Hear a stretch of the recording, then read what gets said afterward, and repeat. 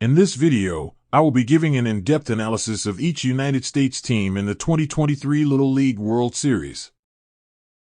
Stay tuned to the end of the video, where I will give my official United States bracket power rankings. Southeast will be represented by Nolensville Little League from Nolensville, Tennessee. This is the third straight year that Nolensville, Tennessee has made the Little League World Series. This year's team is the best team that they have had. Last year, Tennessee made the U.S. Championship game, and this year's team has a few returners from that team. This year's team is led by Lucas McCauley, their co-ace and their top hitters. Their other ace is Grayson May, who was their team MVP in regionals. They are very deep in both pitching and hitting. They have a girl on the team named Stella Weaver, who is a stellar pitcher and has some pop. Southwest will be represented by Needville Little League from Needville, Texas. Each game that Needville played in regionals was close, but not too close. This team is exceptional defensively and on the mound, and is very smart with pitch counts. They simply know how to win games. I would not be surprised if they rattle off a couple of wins to start their tournament run. They are led by DJ Jablonski, not the tallest player, but an exceptional pitcher and hitter. Northwest will be represented by Northeast Seattle Little League from Seattle, Washington. Washington absolutely dominated their regional tournament. It is hard to tell how exactly good that Washington is, because they did not play top-notch talent in regionals. However, this team looked very impressive. They can really hit and put up runs.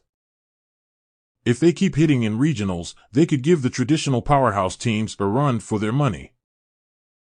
New England will be represented by Gray New Gloucester Little League from Gray, Maine. This is the first time in over a decade that Maine will make the Little League World Series. They have multiple very dominant pitchers and have a very good top of the order. I project Maine as a middle to upper pack team in the tournament. If they show the ability to put up runs against the top pitchers, they will win games, as their pitching and defense will keep them in a lot of games. Great Lakes will be represented by New Albany Little League from New Albany, Ohio. Ohio had to play 5 games and 6 games in regionals, and managed to win 4 of these 5 games. They have a big stud in Kevin Klingerman, who hit 2 homers in regionals and got the win in the regional final against Illinois. Ohio is comfortable one behind, and is one of the better hitting teams I have seen this year.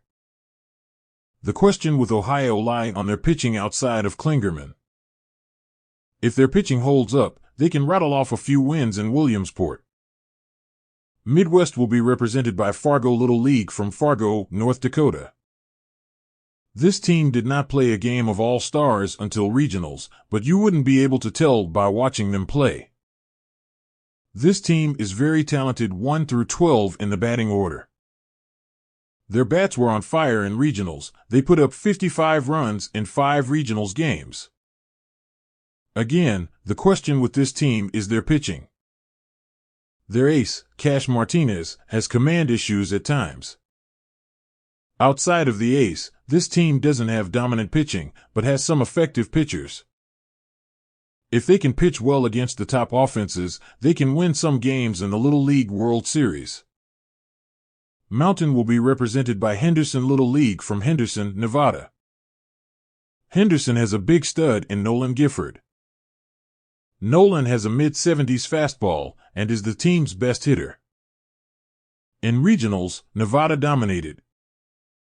The bottom of their order looked like the best part of their order, with their 7 and 8 spot hitters doing heavy damage in regionals. With their ace on the mound, Nevada is almost impossible to beat. Nevada was able to hit fast pitching in their regional final, so if their other pitchers can get outs, Nevada will be a strong contender in Williamsport. West will be represented by El Segundo Little League from El Segundo, California. West has one of the best players in the tournament in Lewis Lapp.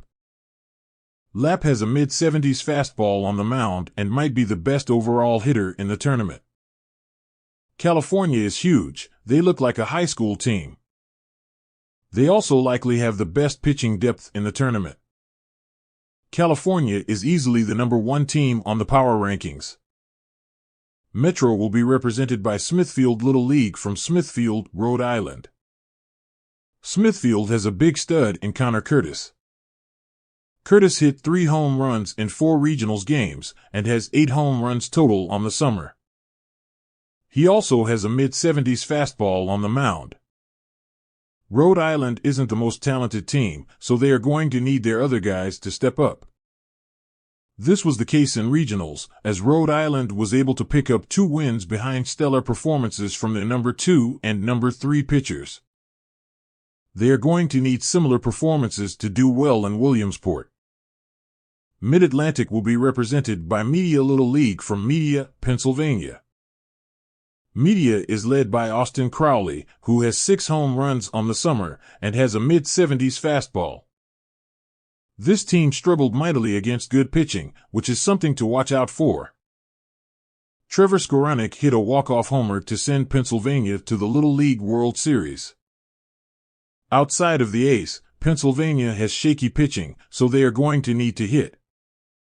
If their bats show up in Williamsport, they can make a run. Now, for the power rankings, I will go from last to first. I believe that the teams this year are all very close in terms of talent. It was very hard deciding on an order for this year's teams. At 10th is Midwest. At 9th is Metro. At 8th is Mid-Atlantic. At 7th is Great Lakes. At 6th in New England. At 5th is Northwest. At 4th is Mountain. At 3rd is Southwest. At 2nd is Southeast. And at #1 is West, who is my pick to represent the United States side in the Little League World Series Championship. Thanks for watching.